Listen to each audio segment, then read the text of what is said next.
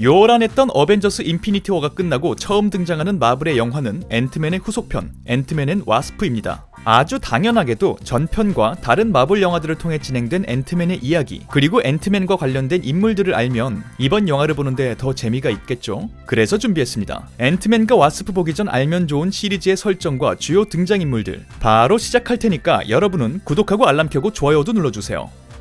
앤트맨의 기본 설정은 이렇습니다. 지구에 사는 어느 똑똑한 과학자가 무생물은 물론 생명의 크기까지도 조절할 수 있는 기술을 발견합니다.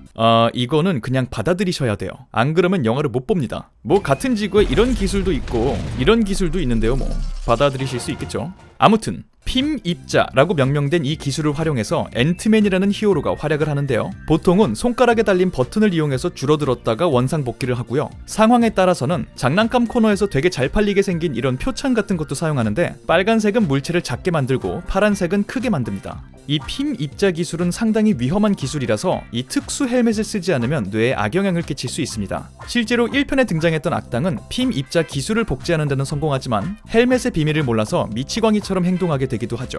또 한 가지 조심해야 할 것은 필요 이상으로 작아지면 안 된다는 부분인데요. 조절을 잘못해서 정도 이상으로 작아지면 시간과 공간의 개념이 없어지는 이른바 양자 영역에 들어가게 되는데요. 거기서 무한히 작아지면서 현실로 돌아올 수 없게 되기 때문에 작아지는 데에는 한계가 있는 것으로 알려져 있었습니다. 작아지는 것 말고 또 한 가지 앤트맨의 특별한 능력은 개미들을 조종할 수 있는 능력인데요. 전자기파를 이용해서 개미들에게 명령을 내릴 수 있는 앤트맨은 다양한 개미의 종류를 활용하면서 자신의 임무를 수행할 수 있습니다. 개미 종류가 생각보다 진짜 많거든요. 예를 들어 미친 개미는 전도체 역할을 할 수도 있고요. 검정 목수 개미 혹은 왕개미는 타고 다니기가 아주 좋습니다. 총알 개미라는 친구는 물리면 진짜 아파서 무기로 쓸 수도 있고요. 불개미 친구들은 살아있는 건축물 역할을 해주기도 해요. 그래서 앤트맨을 보면 개미 박사가 될 수 있습니다. 우리 아이를 곤충학 박사로 만들기 원하시는 학부모님들은 참고하세요.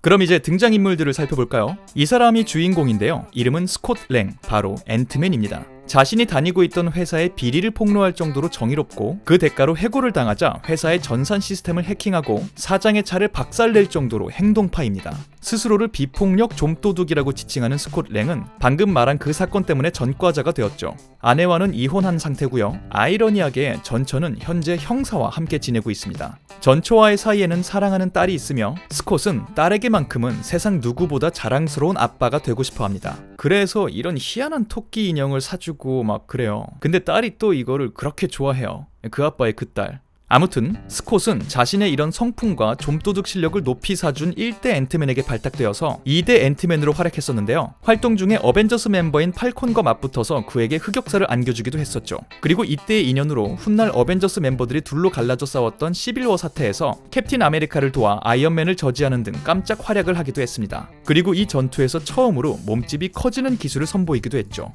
범법자인 캡틴을 도운 죄로 체포되어서 특수시설에 수감되었다가 반대로 캡틴의 도움을 받아 탈출했으며 그 이후로는 히어로 활동을 하지 않고 조용히 지내는 것으로 알려져 있습니다. 그래도 그 유명했던 인피니티 워 사건에까지 등장하지 않았던 이유에 대해서는 아직까지 의문으로 남아있는데요. 아마도 이번 영화에서 이와 관련된 설명이 나오지 않을까 싶네요. 이 할아버지의 이름은 행크 핌, 바로 핌 입자를 발견한 장본인이며 1대 앤트맨이었습니다. 핌 입자의 무서움을 모르고 무기로 만들려는 사람들로부터 기술을 지켜내느라 자신이 만든 회사도 뺏기고 평생을 은둔자처럼 살아왔습니다. 같은 이유로 아이언맨 토니 스타크의 아버지인 하워드 스타크와도 사이가 좋지 않죠. 스타크사의 기술을 장난감 정도로 취급할 수 있는 지구상의 몇 안 되는 브레인이기도 합니다. 그는 과거 앤트맨으로 오랫동안 활약했지만 와스프라는 이름으로 함께 활동했던 아내 자넷이 임무 중 어쩔 수 없는 상황에서 한계 이상으로 작아지고 다시는 돌아올 수 없게 되자 큰 상처를 입고 활동을 멈췄습니다. 훗날 스콧 랭을 발탁해서 2대 앤트맨으로 키워낸 사람도 역시 행크인데요. 놀랍게도 스콧이 자신의 아내 자넷처럼 한계 이상으로 작아져서 양자 영역에 들어갔음에도 불구하고 멀쩡하게 살아 돌아오는 모습을 보게 됩니다. 덕분에 행크는 오랫동안 포기하고 살았던 아내를 되찾을 방법에 대한 희망을 다시 품게 된 것 같습니다.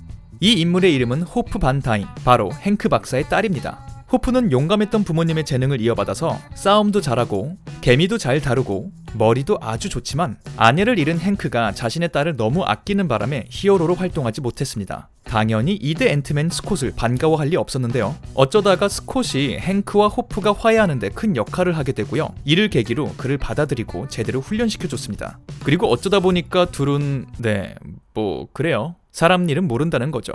1편의 쿠키 영상을 통해 딸과 화해하고 드디어 슬픔을 완전히 떨쳐낸 행크가 딸에게 자신의 아내가 입을 예정이었던 개량형 와스프 수트를 넘겨주면서 호프가 본격적으로 히어로 활동을 시작할 것이 예고되어 있습니다. 그리고 아마 활약이 아주 클 겁니다. 제목이 대놓고 앤트맨과 와스프니까요. 그 활약이 도대체 어느 정도일지 기대해봅시다. 그리고 이 친구는 행크가 감옥에서 사귄 친구입니다. 이름은 루이스. 아주 긍정적이고 유쾌한 데다가 정보력도 좋아서 이 친구의 말은 들을 법하긴 한데 투머치 토커 기질에다가 TMI까지 갖춰서 한 번 입을 열면 주구장창, 그것도 아주 정신없이 말을 내뱉기 때문에 정신 똑바로 차리고 들어야 됩니다. 기본적으로 개그를 담당하는 친구인데 나름 싸움 실력도 갖추고 있어요. 개그 캐릭터 겸 조력자 역할을 하는 친구는 루이스를 포함해서 총 3명이 있는데요. 이 친구의 이름은 커트입니다. 컴퓨터 천재라고 소개되죠. 그 이상의 설명은 크게 없습니다. 그리고 이 친구의 이름은 데이브입니다. 뭘 잘하는지는 소개되지도 않아요.